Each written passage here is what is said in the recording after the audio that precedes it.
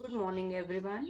In today's session, I am going to take you through some of the most important topics in ICT: memory units in order, computer hardware and devices, and ICT full forms.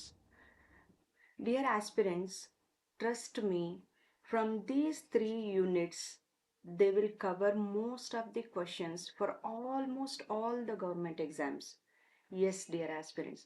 ಪ್ರತಿಯೊಂದು government ಎಕ್ಸಾಮ್ನಲ್ಲಿ ಅಥವಾ ಯಾವುದೇ competitive ಎಕ್ಸಾಮಲ್ಲಿ ICT ಇಂದ questions frame ಮಾಡ್ತಿದ್ದಾರೆ ಅಂತ ಹೇಳಿದ್ರೆ ಈ 3 ಯೂನಿಟ್ಸಿಂದನೇ questions almost ಬರೋ ಅಂಥದ್ದು. Memory units in order, computer hardware and devices and ICT full forms. So ಇದು ಒಂದು ವಿಡಿಯೋನಲ್ಲಿ ನಾನು ಎಲ್ಲ ಟಾಪಿಕ್ಸು ಕೂಡ ಕವರ್ ಮಾಡೋಕ್ಕೆ ಟ್ರೈ ಮಾಡ್ತೀನಿ. First of all memory units in order ಅಂತಿದೆ, ಸ್ಮಾಲೆಸ್ಟ್ ಇಂದ ಲಾರ್ಜೆಸ್ಟ್. ಸೊ ಡಿಯರ್ ಆಸ್ಪಿರೆಂಟ್ಸ್,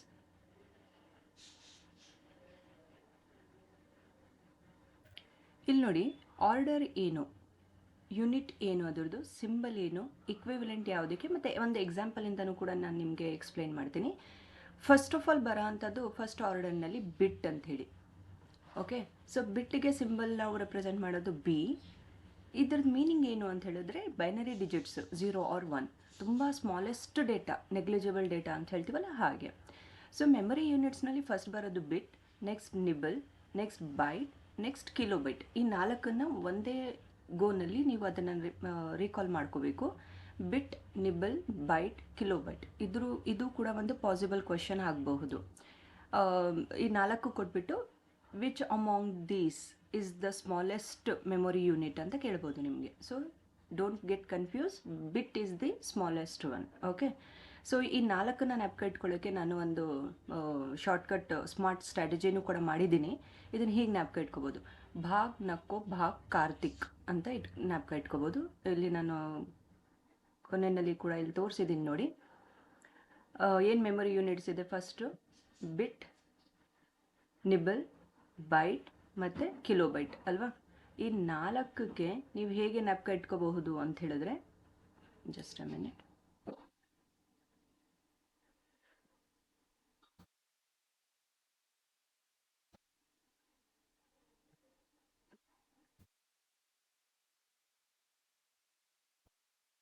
ಈ ನಾಲ್ಕಕ್ಕೆ ನೀವು ಜ್ಞಾಪಕ ಇಟ್ಕೋಬೇಕಾಗಿರೋದು ಭಾಗ್ ನಕ್ಕೋ ಭಾಗ್ ಕಾರ್ತಿಕ್. ಈ ಥರ ನಾನು ಮೆಮೊರೈಸ್ ಮಾಡ್ಕೊಂಡಿದ್ದೆ, ಹಾಗಾಗಿ ನನಗೆ ತುಂಬ ಹೆಲ್ಪ್ಫುಲ್ ಆಯಿತು. ನೆಕ್ಸ್ಟು ಏನು ಮೆಮೊರಿ ಯೂನಿಟ್ಸ್ ಇದೆ ಅದಕ್ಕೂ ಕೂಡ ಒಂದು ಈಸಿ ಸ್ಮಾರ್ಟ್ ಸ್ಟ್ರಾಟಜಿನೂ ನಾನು ಮಾಡ್ಕೊಂಡಿದ್ದೀನಿ, ಅದು ಕೂಡ ಹೇಳ್ಕೊಡ್ತೀನಿ ನಿಮಗೆ. ನೋಡಿ, ನೆಕ್ಸ್ಟ್ ಏನಿದೆ, ಮೆಗಾಬೈಟ್, ಗಿಗಾಬೈಟ್. ಅದನ್ನು ನಾನು ಏನು ಅಂದ್ಕೊಂಡಿದ್ದೀನಿ, I am going to M G road ಅಂತ ತೊಗೊಂಡಿದ್ದೀನಿ. ಓಕೆ, ಟೆರಾಬೈಟ್ಗೆ 2. ಏನಕ್ಕೆ ಎಮ್ ಜಿ ರೋಡ್ಗೆ ಹೋಗ್ತಾ ಇದ್ದೀನಿ? To buy pizza. ಈ ನಾಲ್ಕು ಇದೆಯಲ್ಲ, ಈ ನಾಲ್ಕನ್ನು ನಾನು ಪಿಜ್ಜಿ ಅಂತ ತೊಗೊಂಡಿದ್ದೀನಿ. PEZY. P stands for petabyte, E stands for exabyte, Z stands for zettabyte and Y stands for yottabyte. So ಇದನ್ನು ಫುಲ್ ನಾವು ಮೆಮೊರೈಸ್ ಮಾಡಬೇಕು ಅಂತ ಹೇಳಿದ್ರೆ, ಭಾಗ್ ನಕ್ಕೋ ಭಾಗ್ ಕಾರ್ತಿಕ್ ಅಂತಂದರೆ bit, nibble, byte, kilobyte. I am going to M G road. ಇಲ್ಲಿ ನಾನು ಎಮ್ ಜಿನ ಬೋಲ್ಡ್ ಮಾಡಿದ್ದೀನಿ. ಎಮ್ ಜಿ ಅಂತ ಹೇಳಿದ್ರೆ ಮೆಗಾಬೈಟ್ ಫಸ್ಟ್ ಬರುತ್ತೆ, ಆಮೇಲೆ ಗಿಗಾಬೈಟ್ ಬರುತ್ತೆ, ದೆನ್ ಟಿ ಬರುತ್ತೆ, ಟೆರಾಬೈಟ್. ಅದಾದಮೇಲೆ ಪಿಜ್ಜಿ, PEZY. ಆ ಥರ ನೀವು ಜ್ಞಾಪಕ ಇಟ್ಕೋಬೋದು. ಓಕೆ, ಸೊ ನನ್ನ ಕಡೆಯಿಂದ ಒಂದು ಟಿಪ್ ಇದು. ನಾನು ಕೂಡ ಹೀಗೇ ಮೆಮೊರೈಸ್ ಮಾಡಿರೋದು, ಹಾಗಾಗಿ ನಿಮಗೊಂದು ಸ್ಮಾಲೆಸ್ಟ್ ನನ್ನ ಕಡೆಯಿಂದ ಒಂದು ಸ್ಮಾಲ್ ಟಿಪ್ ಅಂತ ಹೇಳ್ಬೋದು. ಸೊ ಡಿಯರ್ ಆಸ್ಪಿರೆಂಟ್ಸ್, ಇಲ್ಲಿ ನಿಬಲ್ ಅಂತ ಹೇಳಿದ್ರೆ 4 ಬಿಟ್ಸ್ ಸೇರಿ 1 ನಿಬ್ಬಲ್ ಆಗುತ್ತೆ. ಅದನ್ನು ಬೇಕಾದರೆ ಆ ನಿಬ್ಬಲನ್ನು ನಾವು ಹಾಫ್ ಆಫ್ ಬೈಟ್ ಅಂತಲೂ ಕಾಲ್ ಮಾಡ್ಬೋದು. ಓಕೆ, ದೆನ್ ಬೈಟ್ ಅಂತ ಹೇಳಿದ್ರೆ ಬಿ ಇಂದ ರೆಪ್ರೆಸೆಂಟ್ ಮಾಡ್ತೀವಿ, ಕ್ಯಾಪಿಟಲ್ ಬಿ ಇಂದ. 8 ಬಿಟ್ಸ್ ಅದು. ಇಲ್ಲಿ ಬಿಟ್ ಇದೆಯಲ್ಲ, 8 ಬಿಟ್ಟಿಂದ 1 ಬೈಟನ್ನು ಫಾರ್ಮ್ ಆಗುತ್ತೆ. ಓಕೆ, ಸೊ ಅದನ್ನು 8 ಬಿಟ್ಸ್ ಅಂತ ಹೇಳಿದ್ರೆ ಏನು ಅಂದರೆ, ಒಂದು ಕ್ಯಾರೆಕ್ಟರು ಎ ಬರಿತೀವಲ್ಲ, ಅದು 8 ಬಿಟ್ಸಿಂದ ಫಾರ್ಮೇಷನ್ ಆಗಿರುತ್ತೆ ಅಂತ ಹೇಳ್ತೀವಿ. ದೆನ್ ಕಿಲೋಬೈಟ್ ಅಂತಂದರೆ ರೆಪ್ರೆಸೆಂಟ್ ಮಾಡೋದು KB ಇಂದ. ಇದು ಎಷ್ಟು ಬೈಟ್ಸಿಂದ ಫಾರ್ಮೇಷನ್ ಆಗಿದೆ, 1 ಕಿಲೋಬೈಟ್ ಅನ್ನೋದು ಎಷ್ಟು ಬೈಟ್ಸಿಂದ ಫಾರ್ಮೇಷನ್ ಆಗಿದೆ ಅಂತ ಹೇಳಿದ್ರೆ 1024. ತುಂಬ ಇಂಪಾರ್ಟೆಂಟ್ ಇದು. 1024 ಬೈಟ್ಸನ್ನು ಸೇರಿ 1 ಕಿಲೋಬೈಟ್ ಆಗೋ ಅಂಥದ್ದು. ಈ 1024 ನಾವು 2 power 10 ಅಂತಲೂ ಬರ್ಕೋಬೋದು. KCET ಎಕ್ಸಾಮ್ನಲ್ಲಿ ಒಂದು ವರ್ಷದಲ್ಲಿ ಇದನ್ನು 2 ಡಿಫ್ರೆಂಟ್ ಟೈಪ್ಸ್ನಲ್ಲಿ ಕ್ವಶನ್ಸ್ ಕೇಳಿದ್ದಾರೆ. So how many bytes to form a kilobyte ಅಂತ ಕೇಳಿದ್ದಾರೆ. ಮತ್ತು ಇನ್ನೊಂದು ಕ್ವಶನ್ನಲ್ಲಿ terabyte 1 terabyte is equal to 2 power ಎಷ್ಟು ಅಂತ ಕೇಳಿದ್ದಾರೆ. ಸೊ ಡಿಯರ್ ಆಸ್ಪಿರೆಂಟ್ಸ್, ಇಲ್ಲಿ ನಾನು ಎಕ್ಸಾಂಪಲ್ಸು ಕೂಡ ಕೊಟ್ಟಿದ್ದೀನಿ. ಮೆಮೊರೀಸ್ನಲ್ಲಿ ನಿಮಗೆ ಎಕ್ಸಾಂಪಲ್ಸ್ ಇದ್ದರೆ ಬೇಗ ಮೆಮೊರೈಸ್ ಆಗುತ್ತೆ ಅಂಥೇಳಿ. ಮೆಗಾಬೈಟ್ ಅಂತ ಹೇಳಿದ್ರೆ ಏನು ಅಂತ ಹೇಳಿದ್ರೆ 1 megabyte is equal to 1024 kilobyte ಅಲ್ವಾ. ಈಗ ನಾವು ಕಿಲೋಬೈಟ್ ಅಂದರೆ 2 ಪವರ್ 10 ಅಂತ ಇಲ್ಲಿ ಬರೆದಿದ್ದೀವಲ್ಲ, ಆ 2 ಪವರ್ 10 ಇಲ್ಲಿ ನೋಡಿ, ಈ 1024 2 ಪವರ್ 10 ಮತ್ತು ಈ ಕೆ ಇದೆಯಲ್ಲ ಅದು ಒಂದು 2 ಪವರ್ 10. ಸೊ ಎರಡು ಸೇರಿ ಎಷ್ಟಾಯಿತು? 2 ಪವರ್ 20. ಸೊ ಇಲ್ಲೂ ಕೂಡ ಹಾಗೇನೆ, ಈ 1024 2 ಪವರ್ 10, ಎಮ್ ಅಂತಂದರೆ 2 ಪವರ್ 20 ಅಲ್ವಾ, ಇಲ್ಲಿ ಮಾಡಿದ್ದೀವಲ್ಲ 20. ಸೊ ಅದನ್ನು ನಾವು ತಗೊಂಡ್ರೆ 2 ಪವರ್ 30 ಆಗುತ್ತೆ. Then terabyte. ಸೊ ನೆಕ್ಸ್ಟ್ ನೀವು ಸ್ಟೆಪ್ ಬೈ ಸ್ಟೆಪ್ ಹೋಗ್ತಾ ಇದ್ದೀರಾ ಫಾರ್ವರ್ಡ್ ಆಗಿ ಅಂತ ಹೇಳಿದ್ರೆ 2 ಪವರ್ 10 2 ಪವರ್ 10 ಆ್ಯಡ್ ಮಾಡ್ತಾ ಹೋಗಬೇಕು. Okay, so this is the strategy. ಇದನ್ನು ನೆನ್ಪಿಟ್ಕೊಳ್ಳೋಕ್ಕೆ ಕೂಡ ನಾನು ಇಲ್ಲಿ ಒಂದು ಸ್ಮಾರ್ಟ್ ಸ್ಟ್ರಾಟಜಿನ ಹೇಳಿದ್ದೀನಿ. ನೋಡಿ, ಮತ್ತೆ ಕನ್ವರ್ಷನ್ ಕೂಡ ಕೇಳ್ಬೋದು ಡಿಯರ್ ಆಸ್ಪಿರೆಂಟ್ಸ್. ಇಲ್ಲಿ ನಾನು ಸೈಡಲ್ಲಿ ತೋರಿಸಿದ್ದೀನಿ ನೋಡಿ.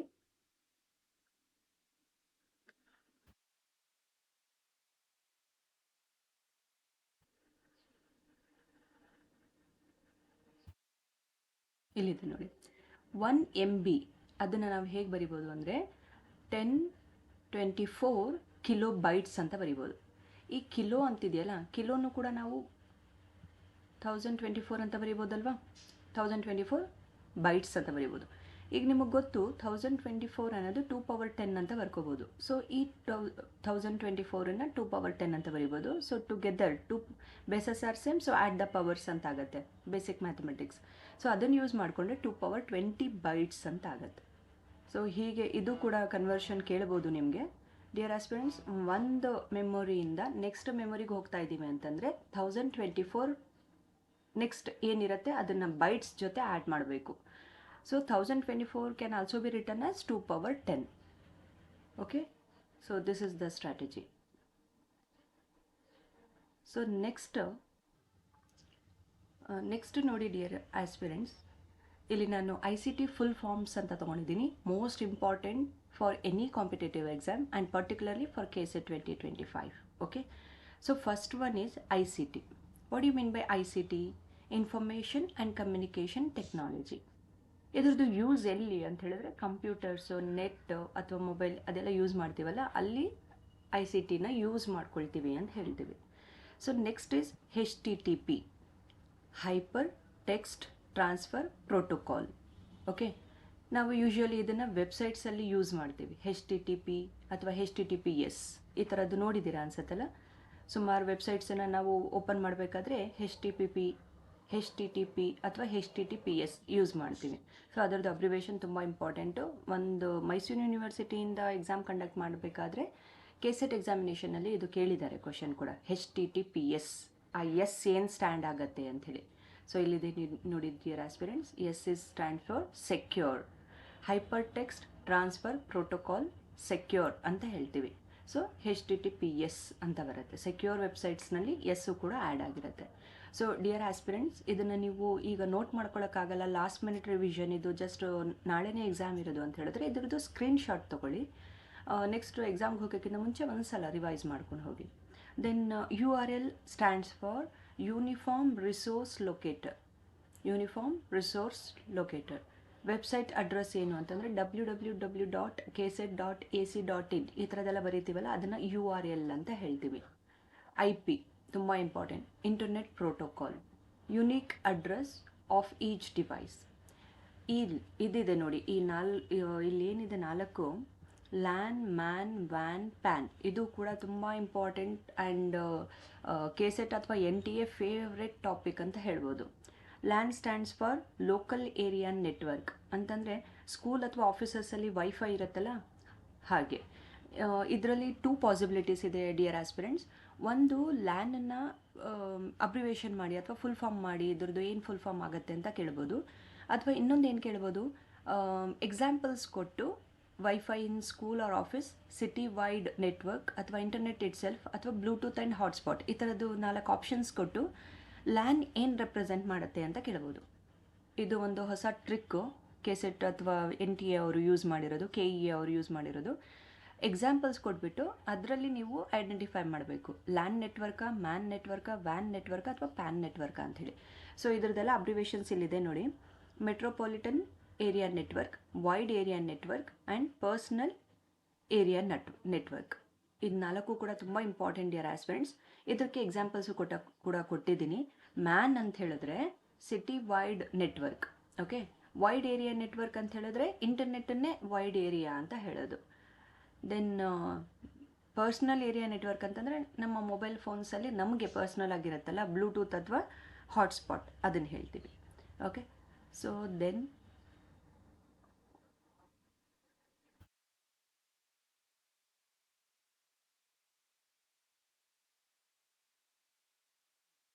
ನೆಕ್ಸ್ಟ್ VPN ಅಂತಿದೆ, ವರ್ಚುವಲ್ ಪ್ರೈವೇಟ್ ನೆಟ್ವರ್ಕ್. ಏನಕ್ಕೆ ಇದರದ್ದು ಯೂಸ್ ಏನು ಅಂದರೆ secure remote connection, okay. ISP ಅಂತ ಹೇಳಿದ್ರೆ ಇಂಟರ್ನೆಟ್ ಸರ್ವಿಸ್ ಪ್ರೊವೈಡರ್. ಇದು ಕೂಡ 2021ನಲ್ಲಿ ಕೇಳಿದ್ರು ಕೆಸೆಟ್ಟಲ್ಲಿ. ಆಗ ಮೈಸೂರು ಯೂನಿವರ್ಸಿಟಿ ಅವ್ರು ಕಂಡಕ್ಟ್ ಮಾಡಿದ್ರು, ಲಾಸ್ಟ್ ಎಕ್ಸಾಮ್ ಅನ್ಸುತ್ತೆ ಅವ್ರದ್ದು. ಆಗ ಇದೇನು ಅಂತ ಹೇಳಿದ್ರೆ internet service provider, Jio SIM, Airtel, BSNL, ಬೇರೆ ಬೇರೆ ಇದೆಯಲ್ಲ ಕೆಟಗರಿ, ಅದನ್ನೆಲ್ಲ ಇಂಟರ್ನೆಟ್ ಸರ್ವಿಸ್ ಪ್ರೊವೈಡರ್ಸ್ ಅಂತ ಹೇಳ್ತೀವಿ. DNS ಅಂದರೆ domain name system, converts website names to IP ಅಂದರೆ ಇಂಟರ್ನೆಟ್ ಪ್ರೋಟೋಕಾಲ್. FTP ಅಂದ್ರೇನು, ಫೈಲ್ ಟ್ರಾನ್ಸ್ಫರ್ ಪ್ರೋಟೋಕಾಲ್. ಅಪ್ಲೋಡ್ ಮಾಡ್ತಿರಲ್ಲ ನೀವು ಅಥವಾ ಡೌನ್ಲೋಡ್ ಮಾಡ್ತಿರಲ್ಲ, ಆ ಫೈಲ್ಸ್ನ ಹೇಳ್ತಾ ಇರೋದು ಫೈಲ್ ಟ್ರಾನ್ಸ್ಫರ್ ಪ್ರೋಟೋಕಾಲ್. ಇದು ಕೂಡ ತುಂಬ important. SMTP, simple mail transfer protocol, okay. Sending mails send ಮಾಡ್ತೀವಲ್ಲ ಅದನ್ನು ಹೇಳ್ತಿರೋದು SMTP ಅಂಥೇಳಿ. POP3 ಆರ್ IMAP ಅಂತ ಹೇಳ್ತೀವಿ. Post office protocol or internet message access protocol. Receiving mails ತುಂಬ ಇಂಪಾರ್ಟೆಂಟ್ ಇದೆ ಎರಡೂ ಕೂಡ ಡಿಯರ್ ಆಸ್ಪಿರೆಂಟ್ಸ್. ನೋಡಿ, ಸೆಂಡಿಂಗ್ ಮೇಲ್ಸ್ ಬೇರೆ, ರಿಸೀವಿಂಗ್ ಮೇಲ್ಸ್ ಬೇರೆ, ಓಕೆ. ವೈಫೈ ತುಂಬ ಯೂಸ್ ಮಾಡ್ತೀವಿ ಇನ್ ಜನರಲ್ ಎಲ್ಲರೂ, ಬಟ್ ಅದರದ್ದು ಅಬ್ರಿವೇಷನ್ ಏನು ಅಂದರೆ wireless fidelity, wireless internet access. So IPv4, IPv6 ಅಂದರೆ ಇಂಟರ್ನೆಟ್, ಸಾರಿ ಇಲ್ಲಿ I ಇರಬೇಕಿತ್ತು, ಇಂಟರ್ನೆಟ್ ಪ್ರೋಟೋಕಾಲ್ ವರ್ಷನ್ಸ್ ಇದು, ಆಯಿತಾ, 4 ಅಥವಾ 6. ಇಂಟರ್ನೆಟ್ ಪ್ರೋಟೋಕಾಲ್ ವರ್ಷನ್ 4 ಇದ್ದರೆ 32 ಬಿಟ್ಸ್, 6 ವರ್ಷನ್ದಿದ್ರೆ 128 ಬಿಟ್, ಅದನ್ನು ಅಡ್ರೆಸ್ ಅಂತ ಹೇಳ್ತೀವಿ. ಸೊ ಇದಿಷ್ಟು ಕೂಡ ಫುಲ್ ಫಾರ್ಮ್ಸ್. ತುಂಬ ಫುಲ್ ಫಾರ್ಮ್ಸ್ ಇದೆ, ಬಟ್ ಪ್ರೀವಿಯಸ್ KEA ಅವ್ರದ್ದು 2 years ಪೇಪರು ಮತ್ತು ಮೈಸೂರು ಯೂನಿವರ್ಸಿಟಿ ಅವ್ರು ಕಂಡಕ್ಟ್ ಮಾಡಿದ್ರಲ್ಲ, ಅದನ್ನು ನಾನು ರೆಫರ್ ಮಾಡಿದ್ರೆ ಒಂದು 5 years ಕ್ವಶನ್ ಪೇಪರ್ನಲ್ಲಿ ಆಲ್ಮೋಸ್ಟ್ ಇದೇ ಕ್ವಶನ್ಸ್ ಇರೋದು. ಸೊ ಹಾಗಾಗಿ ನಾನು ಇದನ್ನು ಲಿಸ್ಟ್ ಮಾಡಿದ್ದೀನಿ.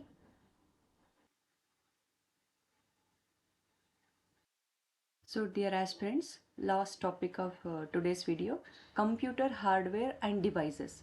Terms ಏನು, ಅದರದ್ದು ಫುಲ್ ಫಾರ್ಮ್ ಏನು, ಅದರದ್ದು ಎಕ್ಸಾಂಪಲ್ ಅಥವಾ ಯೂಸಸ್ ಏನು ಅಂತ ಹೇಳಿ.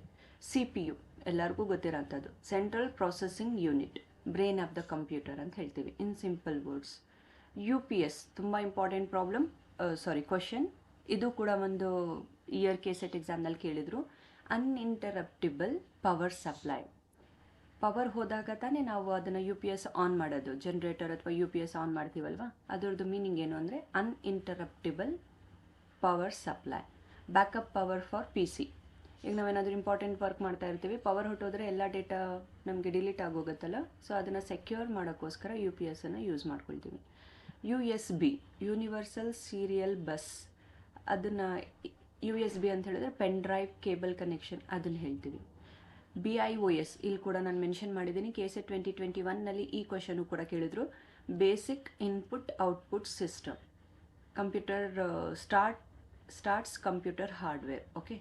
SSD, HDD ಇದು ಕೂಡ ತುಂಬ ಇಂಪಾರ್ಟೆಂಟ್ ಕ್ವಶನ್ಸ್, ಪಾಸಿಬಲ್ ಕ್ವಶನ್ಸ್.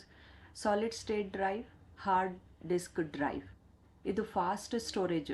ಯಾವುದು, ಇದರಲ್ಲಿ 2 ಪಾಸಿಬಿಲಿಟಿ ಇದೆ ನೋಡಿ ಕ್ವಶನ್ ಕೇಳೋ ಅಂಥದ್ದು. ಫುಲ್ ಫಾರ್ಮ್ ಆಫ್ SSD ಅಥವಾ HDD ಇದನ್ನು ಕೇಳ್ಬೋದು. ಅಥವಾ 4ನ್ನ ಕೊಟ್ಟು ಮೆಮೊರೀಸ್ನ ಅಥವಾ SSD HDD USB UPS ಇದು 4 ಕೊಟ್ಟು which is the fastest storage device ಅಂತ ಕೇಳ್ಬೋದು. ಸೊ ಅದರಲ್ಲಿ ನಿಮಗೆ ಕರೆಕ್ಟಾಗಿ ಮೀನಿಂಗ್ ಗೊತ್ತಿದ್ರೆ you can identify the correct option. Okay, OCR ಅಂತ ಹೇಳಿದ್ರೆ ಆಪ್ಟಿಕಲ್ ಕ್ಯಾರೆಕ್ಟರ್ ರಿಕಗ್ನಿಷನ್. ಇದು ಲಾಸ್ಟ್ ಇಯರ್ ಕ್ವಶನ್ ಪೇಪರ್ನಲ್ಲಿತ್ತು, 2023 ಕ್ವಶನ್ ಪೇಪರ್ನಲ್ಲಿ ನಮಗೆ ಕೇಳಿದರು ಇದನ್ನು. Reading printed text. Okay, MICR magnetic ink character recognition. Bank cheque reading, bank ಚೆಕ್ನಲ್ಲಿರುತ್ತೆ ನೋಡಿ MICR. PDF portable document format, document sharing format. Okay, PDF-ನಲ್ಲಿದೆಯಾ ಅಥವಾ ವರ್ಡ್ ಫೈಲ್ನಲ್ಲಿದೆಯಾ ಅಂತ ಹೇಳ್ತೀವಲ್ಲ ಹಾಗೆ. ಸೊ ಡಿಯರ್ ಆಸ್ಪಿರೆಂಟ್ಸ್, ಇದಿಷ್ಟು ನನ್ನ ಕಡೆಯಿಂದ ಎಷ್ಟು ಇಂಪಾರ್ಟೆಂಟ್ ಕ್ವಶನ್ಸ್ ಇದೆ ICT-ನಲ್ಲಿ. 10 ಮಾರ್ಕ್ಸನ್ನು ನೀವು ಸ್ಕೋರ್ ಮಾಡೋಕ್ಕೆ 5 ಕ್ವಶನ್ಸ್ ಅಂತೂ ಕಂಪಲ್ಸರಿ ಬಂದೇ ಬರುತ್ತೆ ಎಲ್ಲ ಕ್ವಶನ್ ಪೇಪರ್ಸಲ್ಲೂ ಕೂಡ, ಕೇಸ್ ಸೆಟ್ ಅವ್ರದ್ದು. ಸೊ ಆ 5 ಕ್ವಶನ್ಸನ್ನು ನೀವು ಕರೆಕ್ಟಾಗಿ ಅಟೆಂಡ್ ಮಾಡಿದ್ರೆ 10 ಮಾರ್ಕ್ಸ್ ಗ್ಯಾರಂಟಿಯಾಗಿ ನೀವು ಸ್ಕೋರ್ ಮಾಡ್ಬೋದು. ಸೊ ನನ್ನ ಕಡೆಯಿಂದ ನಾನೊಂದು ಸಣ್ಣ ಹೆಲ್ಪ್ ಮಾಡಿದ್ದೀನಿ. ವಿಡಿಯೋ ಇಷ್ಟ ಆಗಿದ್ರೆ ಅಥವಾ ಹೆಲ್ಪ್ಫುಲ್ ಅಂತ ಅನಿಸಿದ್ರೆ ದಯವಿಟ್ಟು ಲೈಕ್ ಮಾಡಿ, ಶೇರ್ ಮಾಡಿ ಮತ್ತು ಸಬ್ಸ್ಕ್ರೈಬ್ ಮಾಡ್ಕೊಳ್ಳಿ ಚಾನಲ್ಗೆ. ಇದೇ ರೀತಿ ಬೇರೆ ಬೇರೆ ಎಕ್ಸಾಮ್ಸ್ನಲ್ಲಿ ಏನು ಹೆಲ್ಪ್ಫುಲ್ ಟಾಪಿಕ್ಸ್ ಇದೆ ಅದ್ರ ಬಗ್ಗೆ ನಾನು ಡೀಟೇಲಾಗಿ ಎಲ್ಲನೂ ಶೇರ್ ಮಾಡ್ತೀನಿ, ನೋಟ್ಸಸ್ನ ಅಥವಾ ಟಾಪಿಕ್ಸ್ನ with smart strategies obviously. So stay tune dear aspirants. ನಾಳೆ ಎಕ್ಸಾಮ್ ಇದೆ, ಕಾಮ್ ಆಗಿರಿ, ಊಟ ತಿಂಡಿ ಚೆನ್ನಾಗಿ ಮಾಡಿ, ನಿದ್ದೆ ಚೆನ್ನಾಗಿ ಮಾಡಿ. ಈಗೇನು ಜಸ್ಟ್ ರಿವಿಷನ್ ಮಾತ್ರ ಮಾಡ್ಕೊಳ್ಳಿ, ಬರ್ಡನ್ ಮಾಡ್ಕೋಬೇಡಿ. ಆ್ಯಂಡ್ ಕಾನ್ಫಿಡೆಂಟ್ ಆಗಿರಿ. ಇಷ್ಟು ನಾವೇನು ಎಫರ್ಟ್ ಹಾಕಿದ್ದೀವಿ ಅದನ್ನೆಲ್ಲ ನಾವು ನಾಳೆ ಬ್ಯಾಟಲ್ ಫೀಲ್ಡ್ನಲ್ಲಿ ನಾವು ಅದೆಲ್ಲ ಏನು ನಮ್ಮದು ರಿವಿಷನ್ ಇದೆ ಅಥವಾ ನಮ್ಮದೇನು ಲರ್ನಿಂಗ್ ಇದೆ ಅದನ್ನು ನಾಳೆ ಬ್ಯಾಟಲ್ ಫೀಲ್ಡಲ್ಲಿ ತೋರಿಸ್ಬೇಕು ಅಂಥೇಳಿ. ಸೊ ಕ್ವಶನ್ ಪೇಪರ್ ಟಫ್ ಇದ್ದರೆ ನೀವು ಪ್ಯಾನಿಕ್ ಆಗಬೇಡಿ. ನಿಮಗೆ ಟಫ್ ಅಂತಂದರೆ ಎಲ್ಲ ಆಸ್ಪಿರೆಂಟ್ಸ್ಗೂ ಟಫೇ ಅದು ಅಲ್ಲ. ಸೊ ಹಾಗೆ ನೀವು ನೆನಪಿಟ್ಕೊಂಡು ಆರಾಮಾಗಿರಿ, ಎಕ್ಸಾಮ್ ಚೆನ್ನಾಗಿ ಅಟೆಂಡ್ ಮಾಡಿ. ನಾಳೆ ಸಂಜೆ ನಾನು ಜನರಲ್ ಪೇಪರ್ 1 ಏನಿದೆ ಅದರದ್ದು ಆನ್ಸರ್ಸನ್ನು ಟ್ರೈ ಮಾಡ್ತೀನಿ, ಒಂದು ವಿಡಿಯೋ ಮಾಡಿ ಪೋಸ್ಟ್ ಮಾಡ್ತೀನಿ. ನಾಳೆ ನೈಟ್ ಮೇ ಬಿ 9-10 ಆಗ್ಬೋದು, ಅಷ್ಟರಲ್ಲಿ ನಾನು ಒಂದು ವಿಡಿಯೋನ ಮಾಡಿ ಕರೆಕ್ಟ್ ಆನ್ಸರ್ಸ್ ಏನಿರಬಹುದು ಅಂತ ನಾನು ನಿಮಗೆ ಟೆಂಟೇಟಿವ್ ಆನ್ಸರ್ಸ್ ಕೊಡ್ತೀನಿ. Okay, wish you all the best dear aspirants. Good luck.